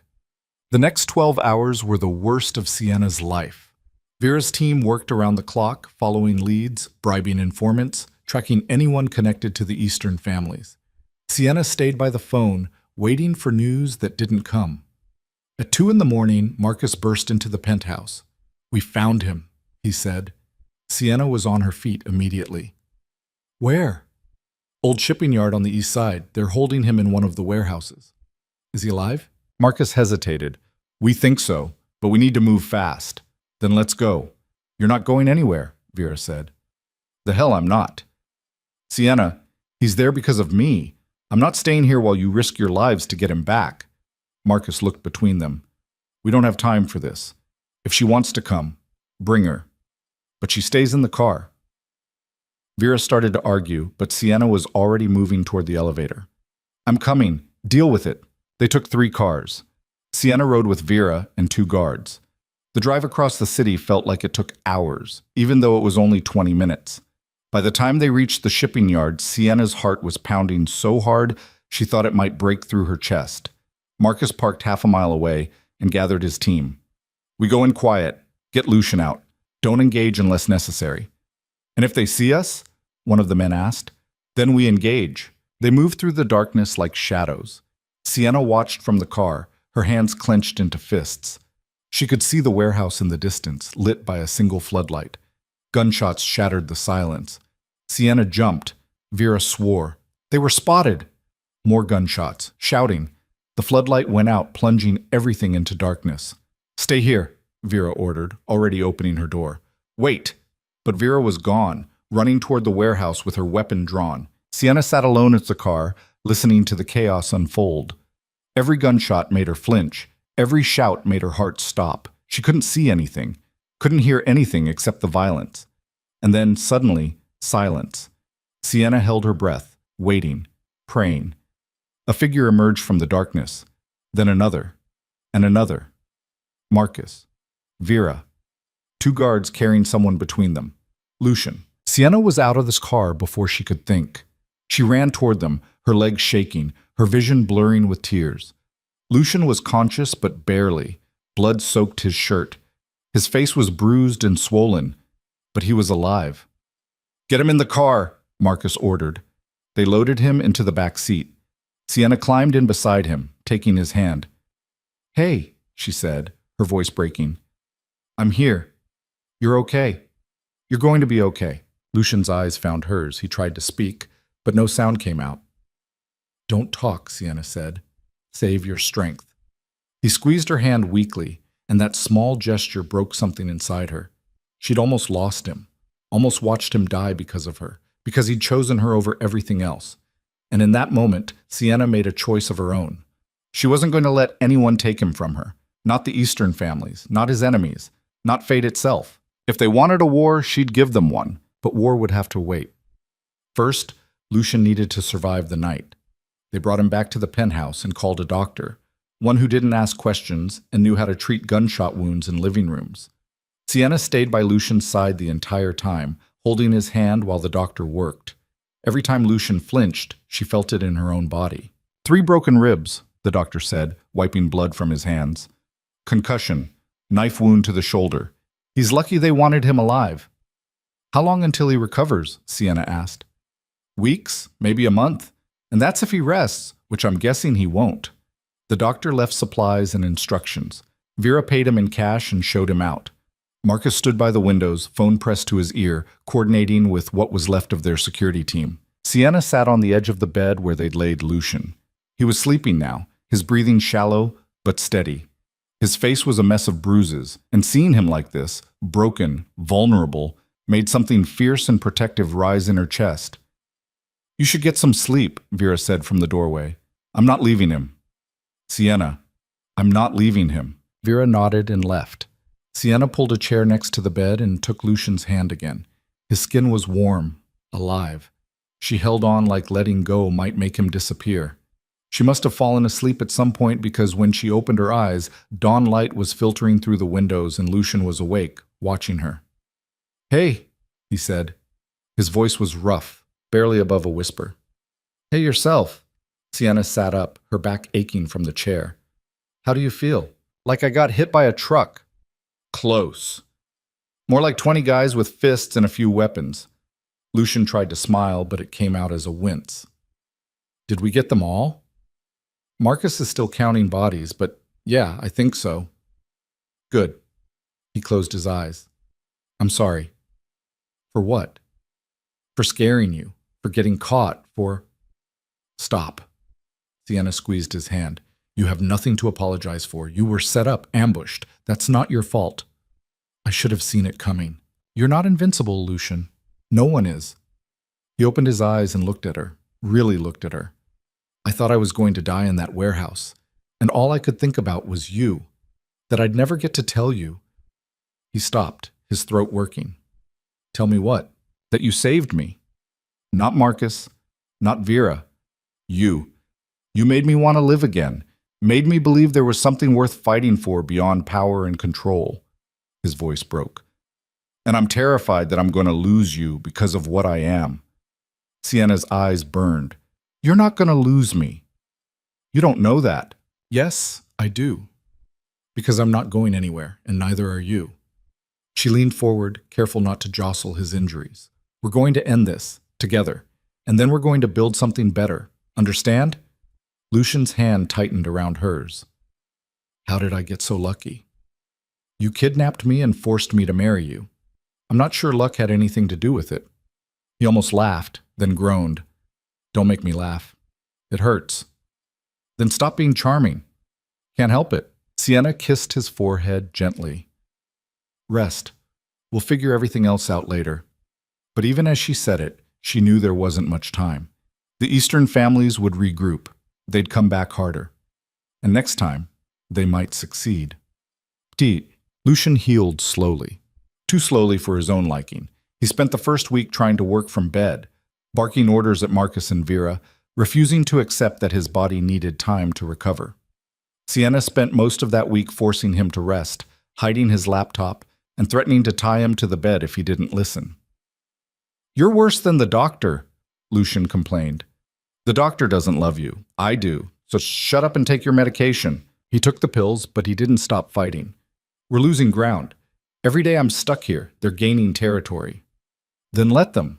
You'll take it back when you're healed. It's not that simple." "Yes, it is. You're just too stubborn to admit it." Marcus came by on the 8th day with news that made Lucian try to get out of bed despite Sienna's protests. "The Eastern families are consolidating," Marcus said. "They've elected a new leader, someone we didn't see coming." "Who?" Lucian demanded. "Viktor Kozlov." Lucian went pale. "Viktor's dead. I watched him die 3 years ago." "Apparently not.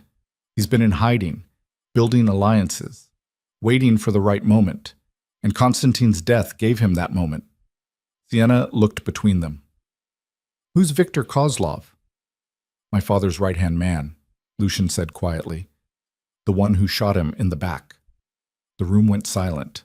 "He's the reason I took over," Lucian continued. "The reason I built this empire. I spent years hunting him, and when I finally found him, I thought I'd ended it. But if he's alive, he's going to come for you," Marcus finished. "And he won't stop until you're dead." Lucian's jaw tightened. "Then we hit him first." "You can barely stand," Sienna said. "I don't need to stand. I need to think." "Lucian." "She's right," Marcus interrupted. "You're in no condition to fight, but we can prepare, gather intelligence, find out where he's hiding." Lucian looked like he wanted to argue, but the pain in his ribs kept him from moving. "Fine, but I want daily reports. And the second I can walk without feeling like I'm dying, we move." Marcus nodded and left. Sienna turned to Lucian. "You can't fight him like this." "I don't have a choice." "Yes, you do. You can wait. Heal. Plan this properly. If I wait, more people die. He'll keep pushing until I respond, and every day I don't is a day he looks stronger and I look weaker." "So what?" "Let him look strong. Let him think he's winning. Then hit him when he's overconfident." Lucian studied her. "When did you start thinking like a strategist?" "When I fell in love with one." Despite everything, Lucian smiled. "You're too smart for your own good." "Someone has to be, since you insist on being reckless." He pulled her closer, ignoring the pain in his ribs. "I promise. When this is over, we'll leave. Start fresh somewhere else. Build a life that doesn't involve looking over our shoulders." "You mean that?" Every word. Sienna wanted to believe him. But she'd learned enough about his world to know that leaving wasn't simple, that men like Viktor Kozlov didn't let grudges die. "What if he doesn't stop?" she asked quietly. "What if even after we beat him, someone else comes? Then we deal with them too. But I'm done living in fear, Sienna. I spent 15 years being afraid of ending up like my father, of dying alone and unloved. And then you happened, and now I'm more afraid of wasting the time I have with you than I am of dying." Sienna's throat felt tight. "That's the most romantic thing anyone's ever said to me." "I have my moments." She kissed him, careful and gentle. When she pulled back, Lucian's eyes were serious. "I need you to promise me something," he said. "What?" "If this goes bad, if Viktor gets past our defenses and comes for me, I need you to run. Don't try to save me, don't try to fight, just run and don't look back." "No." "Sienna, I said no. We're in this together, remember? I'm not running, not from him, not from anyone. You're going to get yourself killed. Maybe, but at least I'll die fighting for something that matters." Lucian looked at her like she'd just torn his heart out. "You matter, more than anything, and I can't—" His voice broke. "I can't lose you." "Then don't. Win this fight. Come back to me, and we'll build that life you promised." He pulled her close and held her like she was the only thing keeping him anchored to the world. 2 weeks later, Lucian was finally strong enough to stand without grimacing. The bruises had faded to yellow and green.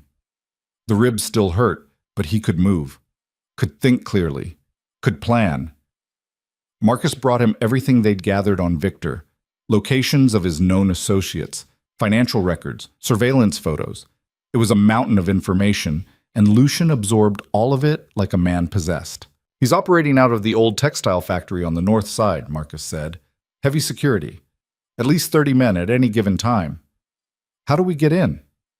We don't, not directly, but we can draw him out. Lucian looked up. How? Marcus hesitated.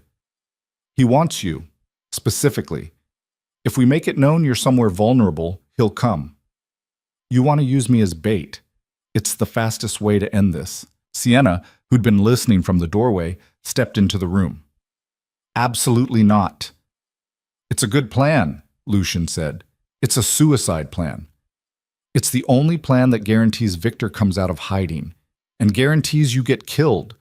Lucian stood, moving carefully. I'm not getting killed. I'll have backup, a team in position. We'll control the environment. Or he'll anticipate that and come with more men than you can handle. Then we bring more men too. Sienna shook her head. This is insane. There has to be another way. There isn't. Victor won't stop until one of us is dead, and I'd rather it be him. She looked at Marcus. Tell him this is crazy. Marcus sighed. It's risky, but it's also our best shot. Victor's cautious. He won't expose himself unless he thinks he can finish this personally. And if it goes wrong, then we adapt. Sienna turned back to Lucian. She could see the determination in his eyes, the resolve. He'd already made up his mind. If you do this, she said slowly, I'm coming with you. No. Yes. If you're going to dangle yourself as bait, I'm going to be there to make sure you don't do anything stupid. Sienna, I'm not arguing about this. Either I come or I follow you anyway. Your choice. Lucian looked like he wanted to lock her in a room, but he also knew her well enough by now to know she meant it. Fine, he said finally, but you stay in the car. You don't leave it for any reason. Agreed. Marcus looked between them. This is a terrible idea. Probably, Lucian said, but it's the only one we've got. They set the trap for 3 days later. Lucian let it slip through carefully chosen channels that he'd be meeting with potential allies at a warehouse on the waterfront. Neutral ground, minimal security, the kind of opportunity Victor wouldn't be able to resist. The night of the meeting, Sienna rode with Lucian in the back of an armored sedan. He was dressed in a suit, armed with 2 handguns and a knife. He looked calm, but Sienna could see the tension in his shoulders. You don't have to do this, she said. Yes, I do. Why? Why does it have to be you? Lucian looked at her. Because he killed my father. Because he started this. And because I'm the only one who can end it. That's not true. Yes, it is. Victor's not interested in Marcus or Vera or anyone else. He wants me. And if I don't face him, he'll keep coming. He'll hurt everyone I care about until I have nothing left. So this is about revenge. No, it's about closure. The warehouse came into view. Marcus was already in position with 20 men spread throughout the building and surrounding area. Lucian had insisted on controlling every variable he could. They parked a block away. Lucian checked his weapons one last time. I'll be back in 30 minutes, he said. You better be. He kissed her, quick and fierce. Then he was gone, walking toward the warehouse with the confidence of a man who owned the world. Sienna watched him disappear inside. Her heart was pounding. Her hands were shaking. Every instinct screamed at her to go after him, but she'd promised to stay. 10 minutes passed. Then 15. Sienna's phone buzzed with updates from Marcus. Everything was proceeding as planned. No sign of Victor yet. 20 minutes. Sienna was starting to think Victor wasn't coming, that he'd seen through the trap. And then gunfire erupted. Sienna's blood went cold. She grabbed the door handle, but Vera's voice crackled through the radio. Stay in the car. We've got this. More gunshots, shouting, the sound of breaking glass. Sienna couldn't take it. She threw open the door and ran toward the warehouse. Sienna, stop! Vera's voice was sharp in her ear, but she ignored it. She reached the warehouse entrance just as Victor emerged from the shadows. He was older than she'd expected, maybe 50, with gray hair and cold, calculating eyes. And he had Lucian. Victor held a gun to Lucian's head, using him as a shield. Blood ran down Lucian's temple, but he was conscious, his eyes locked on Sienna with a mixture of fury and fear. "Well," Victor said in a heavily accented voice, "this is unexpected, the famous wife. I was beginning to think you were a myth." Sienna's mind raced. She was unarmed, alone, and Victor had all the power. "Let him go," she said. Victor laughed. "Why would I do that? I finally have what I want." "You want him dead?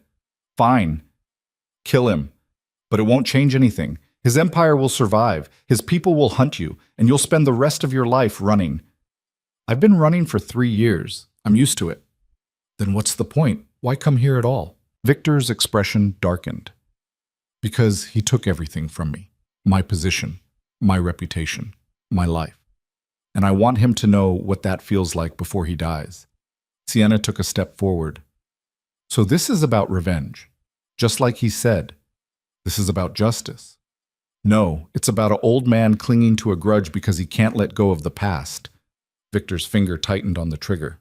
"Careful, girl." But Sienna didn't stop. She took another step. "You killed Lucian's father, shot him in the back because you were too much of a coward to face him directly, and now you're doing the same thing to his son, hiding behind him instead of fighting him." "Sienna, stop," Lucian said through gritted teeth. But she couldn't stop because she'd finally figured it out. Victor wasn't here to kill Lucian quickly. He wanted to make it hurt, wanted to draw it out, which meant she had time. "You want justice?" Sienna said. "Then fight him. No guns, no tricks. Just the two of you. Prove you're better than him." Victor studied her. "And why would I do that when I can just shoot him now?" "Because deep down, you know you're not better. You know that if it came down to a fair fight, Lucian would win, and that terrifies you." Victor's eyes narrowed. "You're trying to manipulate me. I'm telling you the truth. You're scared of him. Always have been. That's why you killed his father from behind. That's why you've been hiding. And that's why you're using him as a shield right now." For a moment, no one moved. Then Victor shoved Lucian forward and raised his gun. But Lucian was ready. He spun, fast despite his injuries, and knocked the gun away. It skittered across the floor. The two men collided. Victor was bigger, but Lucian was younger and faster. They fought like animals, brutal and desperate. Sienna watched, her heart in her throat, as Lucian landed blow after blow. But Victor got in a hit to Lucian's ribs, the ones that were still healing, and Lucian went down with a gasp of pain. Victor lunged for the gun. Sienna ran. She didn't think, just moved. She reached the gun half a second before Victor did and grabbed it with shaking hands. Victor froze. Sienna pointed the gun at him, her finger on the trigger. She'd never held a gun before, didn't know how to use one properly. But she knew which end to point. "Get away from him," she said. Victor smiled. "You won't shoot." "Try me." "You're not a killer. I can see it in your eyes." Sienna's hands were shaking so hard she could barely hold the weapon. He was right. She wasn't a killer. She'd never hurt anyone in her life. But when Victor took a step toward Lucian, something inside her snapped. She pulled the trigger. The gunshot was deafening in the enclosed space. Victor stumbled back, clutching his shoulder. Not a kill shot, but enough. Lucian grabbed Victor and slammed him against the wall. "It's over." Victor laughed, blood bubbling from his lips. "You think killing me ends this? There's always someone else, always another threat." "I know, but you're not one of them anymore." Lucian's fist connected with Victor's jaw. Once. Twice. The older man crumpled. Marcus appeared with reinforcements. They secured Victor and hauled him away. Lucian turned to Sienna, his face pale. "You shot him," he said. Sienna looked down at the gun in her hands. She was shaking all over. "I didn't mean to. He was going to hurt you, and I—" Lucian took the gun gently and set it aside. Then he pulled her into his arms. "You saved me," he said into her hair. "I thought I was going to lose you." "You didn't. You won't. I promise." Sienna held on to him, her face pressed against his chest, listening to his heartbeat. Solid, steady, alive. They'd survived. Both of them. And for the first time since this nightmare began, Sienna believed they might actually have a future. The aftermath took weeks to sort through. Victor was handed over to people who would make sure he never threatened anyone again. The Eastern families, leaderless and fractured, scattered. Some tried to make peace. Others disappeared into the shadows. Lucian spent that time cleaning house, cutting ties with anyone he couldn't trust, consolidating power with the people who'd stood by him. And slowly, carefully, he started dismantling the parts of his empire that had cost him the most. "I'm getting out," he told Marcus one evening. Marcus looked up from the documents he'd been reviewing. "Out of what?" "The worst of it. The smuggling, the extortion, the things that keep me looking over my shoulder. That's going to cost you money, power." "I know, but I'm done paying the price for either." Marcus was quiet for a moment, then he nodded. "What are you going to do instead?" "Go legitimate. Invest in real estate, shipping, things that don't require me to sleep with a gun under my pillow." "And Sienna?" Lucian smiled. "I'm going to marry her. Again. The right way this time." Well, 1 year later, Sienna stood in a small chapel overlooking the ocean. The place was nothing like the cold penthouse where she'd been forced to say vows to a stranger. This was warm, intimate, filled with people who actually cared about them. Vera stood beside her as her maid of honor. Marcus stood beside Lucian. There were maybe 20 people in the chapel total, friends, allies, the few family members either of them had left. When the officiant asked if Lucian took Sienna to be his wife, he didn't hesitate. "I do." And when Sienna was asked the same question, she smiled and said, "I do." This time, the words weren't forced. This time, they were a choice, a promise, a commitment made freely. Lucian slid a new ring onto her finger, different from the one he'd given her that first night. This one had been chosen together, designed together, a symbol of something built on trust instead of fear. When they kissed, it felt like the beginning of something instead of the end. The reception was small and quiet. They ate good food and drank good wine and danced to music that didn't have to compete with the sound of gunfire or shouting. At one point, Sienna found herself alone with Vera on the terrace. "Thank you," Sienna said. "For what?" "For keeping me sane. For protecting him. For everything." Vera shrugged. "I was just doing my job." "No. You did more than that. You became a friend." Vera looked uncomfortable with the sentiment, but she nodded. "He's different now. Because of you." "He's different because he chose to be." "Maybe, but you gave him a reason." Inside, Lucian was talking with Marcus, laughing at something. He looked lighter, happier, like the weight he'd been carrying for 15 years had finally been lifted. Sienna walked over and slipped her hand into his. He looked down at her and smiled. "Ready to go?" he asked. "Where are we going?" "Anywhere you want." They'd bought a house outside the city. Nothing extravagant. Just a place with a yard and windows that opened and neighbors who didn't know who Lucian Cross was. Sienna had started teaching again, part-time at first, then full-time when she realized how much she'd missed it. Lucian still worked, but his days were shorter now, quieter. He came home for dinner, took weekends off, learned how to live a life that didn't revolve around survival. It wasn't perfect. They still fought, still struggled with the ghosts of everything that had brought them together. Lucian still woke up sometimes in the middle of the night, reaching for a gun that wasn't there. Sienna still had nightmares about the warehouse, about Victor, about all the ways things could have gone wrong, but they faced it together. And slowly, the nightmares became less frequent, the scars became less visible. One evening, about 6 months after the wedding, they were sitting on the porch watching the sunset. Lucian had his arm around Sienna, and she was leaning into him, content. "Do you ever regret it?" he asked. "Regret what?" "Staying, choosing this, choosing me." Sienna thought about it, about the fear and the pain and the moments when she'd been absolutely certain she was going to lose him. "No," she said finally. "I don't regret it. Do you regret bringing me into your life?" Lucian pulled her closer. "Not for a second. Even though it almost got you killed. Especially because of that. Because it forced me to figure out what actually mattered. And it turns out the empire I spent 15 years building wasn't it. You were." Sienna smiled. "That's very romantic for a former crime boss." "I have my moments." They sat in silence for a while, watching the sky turn pink and gold. Somewhere in the distance, kids were playing. A dog was barking, normal sounds from a normal world. "I love you," Sienna said. "I love you too." And for the first time in either of their lives, those words didn't come with conditions or complications or fear. They were just true, simple, real. What had started as a cage had become a choice. What had started in terror had ended in peace. And two people who'd been broken in different ways had found a way to heal each other. It wasn't a fairy tale. It wasn't perfect. But it was theirs. And that was enough.